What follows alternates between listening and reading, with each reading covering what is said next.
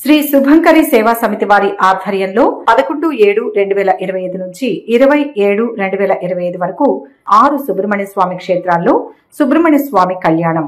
ఈ కార్యక్రమాల్లో పాల్గొనదలిస్తే సంప్రదించగలరు 8328611324.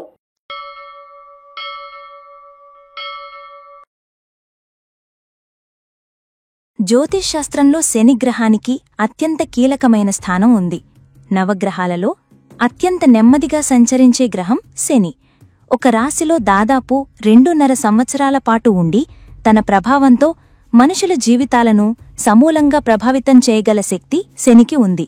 అందుకే శనిని కర్మకారకుడు, న్యాయాధిపతి అని సంబోధిస్తారు. మనం చేసిన మంచి చెడు కర్మలకు అనుగుణంగా ఫలాలను అందించడంలో శనిదేవుడు ఎన్నడూ పక్షపాతం చూపడని జ్యోతిష పండితులు చెబుతారు. శని సంచారం, వక్రగమనం మరియు తిరోగమనం వంటి స్థితులు ప్రతి ఒక్కరి జీవితంలోనూ ముఖ్యమైన మార్పులకు కారణమవుతాయి. ఈ నేపథ్యంలో 2025 సంవత్సరంలో మీనరాశిలో జరగబోయే శని తిరోగమనం ఆ రాశివారిపై ఎలాంటి ప్రభావాలను చూపనుందో వివరంగా తెలుసుకుందాం. 2025 సంవత్సరంలో శని భగవానుడు మీనరాశిలో తన ప్రయాణాన్ని కొనసాగిస్తాడు. ఈ ప్రయాణంలో భాగంగా జూలై 13, 2025 తేదీన శని తిరోగమనాన్ని ప్రారంభిస్తాడు. ఈ తిరోగమన స్థితి నవంబర్ 28, 2025 వరకు, అనగా సుమారు 138 రోజుల పాటు కొనసాగుతుంది. మీనరాశి వారికి ఇది ఏలినాటి శనిలో మొదటి దశ అయిన జన్మశని కాలంలో జరుగుతున్న తిరోగమనం కావటం గమనార్హం. సాధారణంగానే శని ప్రభావం అధికంగా ఉండే ఏలినాటి శని సమయంలో శని తిరోగమించడం అనేది దాని ప్రభావాన్ని మరింత తీవ్రతరం చేస్తుంది. తిరోగమనం అంటే గ్రహం వెనక్కి కదులుతోందని భౌతికంగా అర్థం కాదు. భూమి పరంగా చూసినప్పుడు గ్రహం యొక్క కదలిక వెనక్కి ఉన్నట్లు భ్రమ కలుగుతుంది. ఈ సమయంలో ఆ గ్రహశక్తి భూమికి చాలా దగ్గరగా ప్రసరిస్తుంది. ఫలితంగా దాని ప్రభావం మానవాళిపై అధికంగా ఉంటుంది. శని తిరోగమనమంటే గతంలో మనం పూర్తి చేయకుండా వదిలేసిన పనులు, పరిష్కరించుకోని సమస్యలు, ఎదుర్కోకుండా దాటవేసిన పరిస్థితులు మళ్లీ మన ముందుకు వచ్చి నిలబడతాయి. ఇదొక రకంగా ఆత్మపరిశీలనకు, మనల్ని మనం సరిదిద్దుకోవటానికి శనిదేవుడు ఇచ్చే ఒక అవకాశం. ఈ 138 రోజుల శని తిరోగమన కాలంలో మీనరాశివారు తమ జీవితంలోని అనేక రంగాలలో సవాళ్లను మరియు మార్పులను ఎదుర్కోవాల్సి ఉంటుంది. ముఖ్యంగా మానసిక స్థితిపై దీని ప్రభావం అధికంగా ఉంటుంది. ఒక తెలియని ఆందోళన, నిరాశ, భవిష్యత్తు గురించిన భయం వారిని చుట్టుముట్టవచ్చు. నిర్ణయాలు తీసుకోవడంలో తీవ్రమైన గందరగోళం నెలకొంటుంది. ఏది మంచో ఏది చెడో తేల్చుకోలేని సందిగ్ధ స్థితిలో ఉంటారు. దీనివల్ల ముఖ్యమైన పనులలో జాప్యం, ఆటంకాలు ఎదురవుతాయి. చిన్న విషయాలకే ఎక్కువగా ఆలోచించడం, ప్రతికూలంగా స్పందించడం వంటివి పెరుగుతాయి. ఈ కాలంలో సహనం, ఓర్పు అనేవి మీనరాశివారికి అత్యంత అవసరమైన ఆయుధాలు. ఏమాత్రం తొందరపడినా, ఆవేశానికి లోనైనా ప్రతికూల ఫలితాలు తీవ్రమయ్యే ప్రమాదం ఉంది. గతంలో చేసిన తప్పులు గుర్తుకు వచ్చి మానసికంగా బాధపడతారు. అయితే ఇది గతాన్ని తలుచుకుని కుమిలిపోవాల్సిన సమయం కాదు. గతం నుండి గుణపాఠాలు నేర్చుకుని భవిష్యత్తును సరిదిద్దుకోవాల్సిన కాలం అని గ్రహించాలి. వృత్తి, ఉద్యోగ, వ్యాపార రంగాలలో ఉన్న మీనరాశి వారికి ఈ శని తిరోగమనం ఒక పరీక్ష కాలాన్ని తలపిస్తుంది. కార్యాలయంలో పనిభారం విపరీతంగా పెరిగిపోతుంది. ఎంత కష్టపడి పనిచేసినా సరైన గుర్తింపు లభించడం లేదని అసంతృప్తి, నిరాశ ఆవహిస్తాయి. పై అధికారులతో లేదా సహోద్యోగులతో అకారణంగా అభిప్రాయభేదాలు, వాగ్వాదాలు తలెత్తవచ్చు. మీరన్నది ఒకటి, వారు అర్థం చేసుకున్నది మరొకటి కావటం వల్ల అనవసరమైన అపార్థాలు చోటు చేసుకుంటాయి. ఈ సమయంలో ఉద్యోగం మారాలనే ఆలోచన బలంగా ఉంటుంది, కానీ పరిస్థితులు అనుకూలించవు. తొందరపడి ఉన్న ఉద్యోగాన్ని వదిలేస్తే కొత్త ఉద్యోగం దొరకడం కష్టమవ్వచ్చు. కాబట్టి సాధ్యమైనంత వరకు ఉన్న చోటనే సర్దుకుపోయి మౌనంగా తమ పని తాము చేసుకుపోవడం శ్రేయస్కరం. వ్యాపారస్తులు కొత్త పెట్టుబడుల విషయంలో అత్యంత జాగరూకతతో ఉండాలి.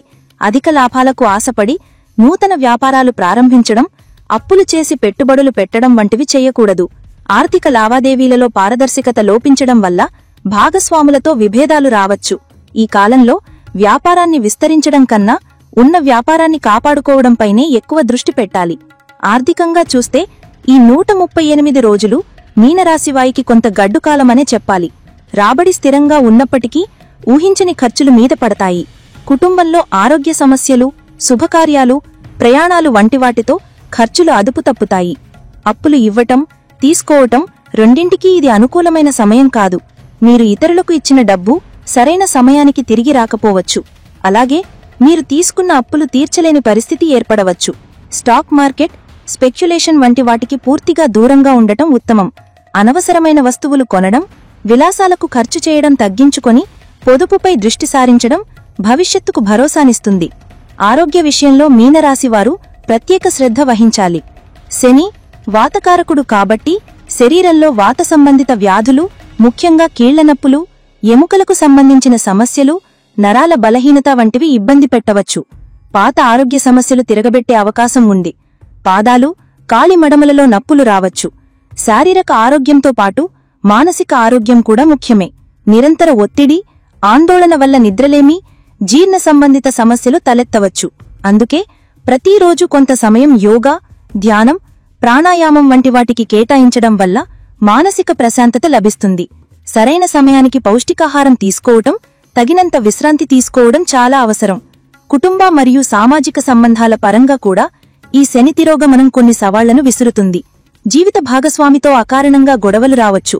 ఒకరినొకరు అర్థం చేసుకునే ప్రయత్నం లోపించడం వల్ల దాంపత్య జీవితంలో సమస్యలు తలెత్తుతాయి.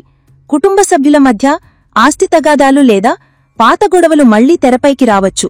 మీ మాటలను కుటుంబ సభ్యులు అపార్థం చేసుకునే అవకాశం ఉంది కాబట్టి ఎవరితో మాట్లాడినా ఆచితూచి మాట్లాడటం మంచిది. స్నేహితులతో, బంధువులతో సంబంధాలు దెబ్బతినకుండా చూసుకోవాలి. అనవసరమైన వాదనలకు దూరంగా ఉండి ఓపికగా వ్యవహరించడం ద్వారా చాలా సమస్యలను నివారించవచ్చు. అయితే శని తిరోగమనం కేవలం ప్రతికూల ఫలితాలను మాత్రమే ఇస్తుందని భయపడాల్సిన అవసరం లేదు. ఇది క్రమశిక్షణ, వాస్తవికత మరియు ఆధ్యాత్మికత వైపు మనల్ని నడిపించే ఒక దివ్యమైన అవకాశం. ఈ కాలంలో మీనరాశివారు తమలోని బలహీనతలను గుర్తించి వాటిని అధిగమించేందుకు కృషి చేయాలి. తమ జీవిత లక్ష్యాలను పునఃసమీక్షించుకొని భవిష్యత్తుకు పటిష్టమైన పునాదులు వేసుకోవాలి. కష్టపడి పనిచేసే తత్వం, నిజాయితీ, సేవాభావం ఉన్నవారికి శనిదేవుడు ఎన్నడూ హాని చేయడు. పైగా వారిని ఉన్నత శిఖరాలకు చేరుస్తాడు. కాబట్టి ఈ కాలాన్ని ఒక శిక్షణగా భావించి ఓర్పుతో, దైవచింతనతో గడిపిన వారికి తిరోగమనం ముగిసిన తర్వాత అద్భుతమైన ఫలితాలు అందుతాయి. శని తిరోగమన ప్రతికూల ప్రభావాల నివారణకు పరిహారాలు. శని తిరోగమన కాలంలో ఎదురయ్యే కష్టాల తీవ్రతను తగ్గించుకుని శనీశ్వరుని అనుగ్రహాన్ని పొందడానికి మీనరాశివారు భక్తి శ్రద్ధలతో కొన్ని పరిహారాలను పాటించడం అత్యవసరం. ఈ పరిహారాలు కేవలం నమ్మకమే కాదు, మనస్సుకు ధైర్యాన్ని, కష్టాలను ఎదుర్కొనే శక్తిని కూడా ప్రసాదిస్తాయి.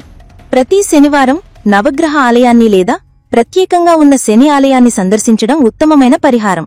అక్కడ శనిదేవుని ముందు నువ్వుల నూనెతో దీపాన్ని వెలిగించి నల్లని నువ్వులను, నల్లని వస్త్రాలను సమర్పించాలి. శని చాలీసా, దశరథ ప్రోక్త శని స్తోత్రం వంటివి పఠించడం వల్ల శని యొక్క అనుగ్రహం లభిస్తుంది. అలాగే శని యొక్క బీజమంత్రమైన ఓం శంశనైశ్చనాయ నమః అనే మంత్రాన్ని ప్రతిరోజూ స్నానం చేసిన తర్వాత 108 సార్లు జపించడం వల్ల ప్రతికూల శక్తుల ప్రభావం తగ్గుముఖం పడుతుంది. శనిదేవుని అనుగ్రహం పొందడానికి సులభమైన మార్గం ఆంజనేయస్వామి ఆరాధన. చిరంజీవైన హనుమంతుని భక్తుల జోలికి శనిదేవుడు రాడని ప్రతీతి.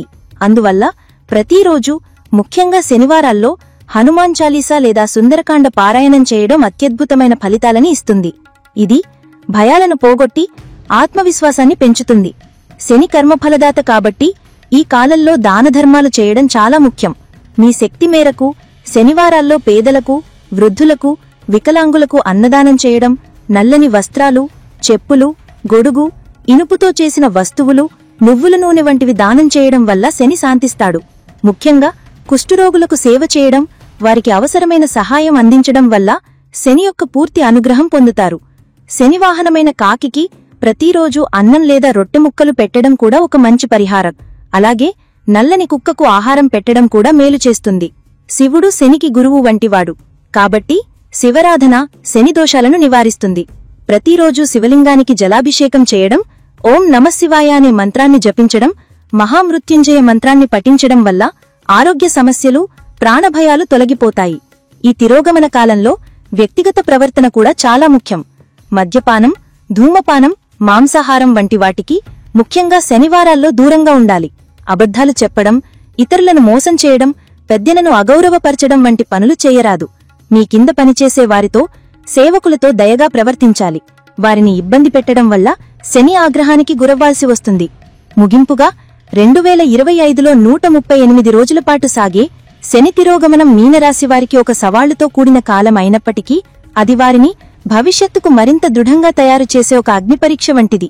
భయపడకుండా పైన పేర్కొన్న పరిహారాలను శ్రద్ధగా పాటిస్తూ నిజాయితీతో, క్రమశిక్షణతో, దైవచింతనతో తమ విధులను నిర్వర్తించినట్లయితే ఈ గడ్డు కాలాన్ని సునాయాసంగా దాటడమే కాకుండా తిరోగమనం ముగిసిన వెంటనే శనీశ్వరుని ఆశీస్సులతో జీవితంలో ఉన్నత స్థితికి చేరుకుంటారు.